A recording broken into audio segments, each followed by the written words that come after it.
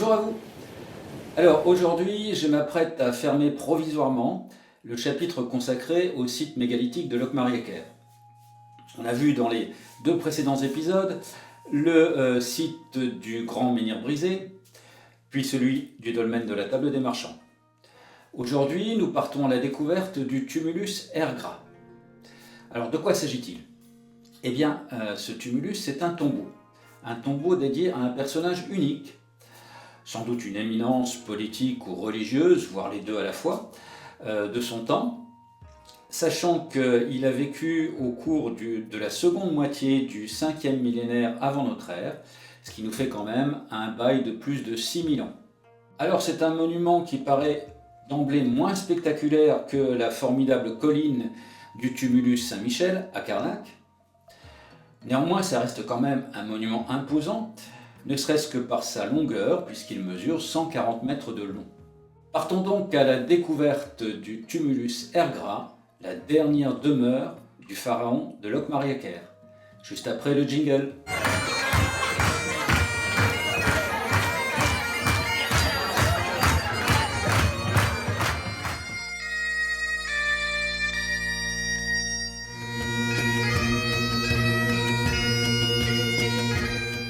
Bonjour à vous, merci de passer par ici et peut-être aussi de découvrir ma chaîne.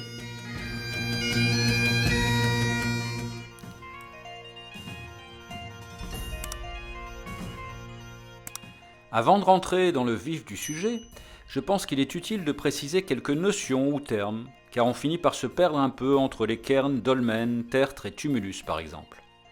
D'autant que parfois la frontière entre ces mots peut se révéler ténue et leur définition se croiser. Le cairn, carn en gaélique écossais, est un terme que vous avez pu déjà rencontrer en montagne, dans les Alpes en particulier, où il désignera un amas ou monticule de pierre, servant la plupart du temps de balise d'itinéraire. On pourra retrouver cette base dans l'origine du nom Carnac, qu'on pourrait traduire sommairement par le lieu des pierres. C'est aussi un amas de pierres et de terre destiné à couvrir entièrement, en général, les tombeaux du néolithique. Simple fosse ou dolmen plus imposant. Ce cairn est donc le revêtement habituel des fameux dolmens, tables de pierre en langue bretonne, que seule l'imagerie populaire et romantique se représente perpétuellement à nu. Le dolmen donc est l'architecture de base ou l'ossature de ces tombeaux et se constitue d'une ou plusieurs gigantesques dalles de couverture posées sur plusieurs piliers, l'ensemble formant la chambre funéraire précédée ou non d'un couloir d'accès. Le tertre est une acception beaucoup plus vaste. Il s'agit d'un relief constituant une petite éminence, au mieux une petite colline, au sommet généralement assez plat. Le tertre n'a pas forcément de vocation de sépulture, il peut être un élément naturel de relief, mais il peut aussi englober les structures cairn et dolmen. On parlera alors de tertre funéraire. Le tumulus, enfin, recouvre un peu toutes ces notions, au sens propre comme au figuré. Il s'agit là encore d'un amas de terre et de pierre, parfois de vases, comme un Saint-Michel en Carnac, qui vient donner la touche finale à la sépulture, créant un espace clos en séparant le tombeau du monde des vivants. À ce propos, ce qui différencie essentiellement les appellations tumulus et dolmen est le caractère clos des caveaux pour le tumulus et, pour les dolmens, une chambre funéraire, généralement précédée d'un couloir qui ouvre lui-même sur l'extérieur, permettant une communication permanente entre le monde des vivants et celui des morts. On peut aussi ajouter que les grands tumulus dits carnacéens étaient réservés à un seul personnage, au sommet d'une hiérarchie sociale ou religieuse, alors que les dolmens, souvent un peu plus récents, sont plutôt des sépultures collectives.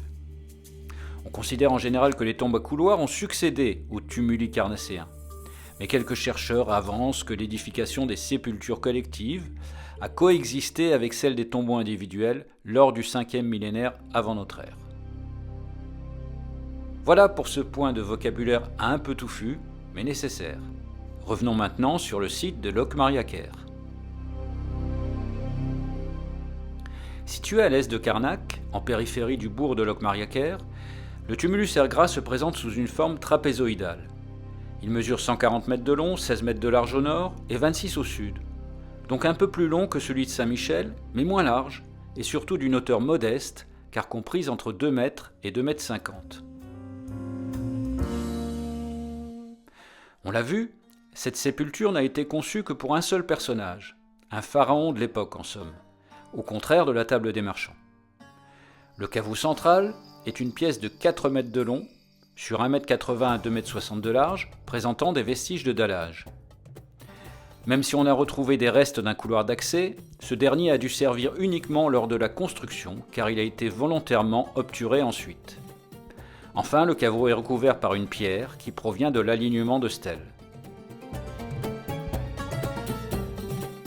Plusieurs étapes ont participé à l'édification du monument global, à partir de la seconde moitié du 5e millénaire avant notre ère. Après l'érection, et sans doute la chute, du grand menhir et des autres stèles.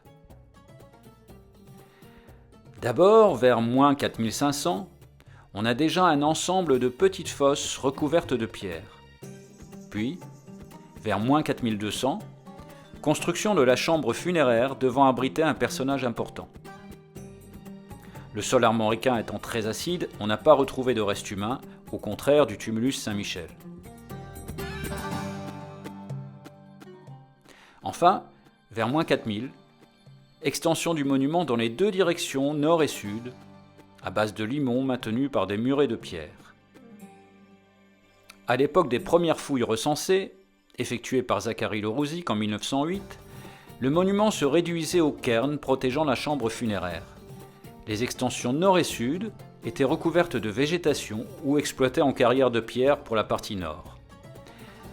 Cet abandon était tel qu'une partie du tumulus servit même de parking dans les années 60. Heureusement, la restauration de 1992 a permis de retrouver l'essentiel du tombeau d'Ergras, même s'il dépassait certainement les 140 mètres actuels.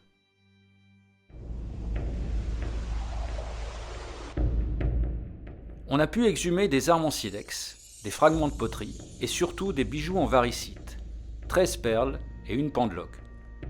La varicite est un minéral, du phosphate d'aluminium dihydraté précisément. On le nomme parfois roche verte ou encore caléis.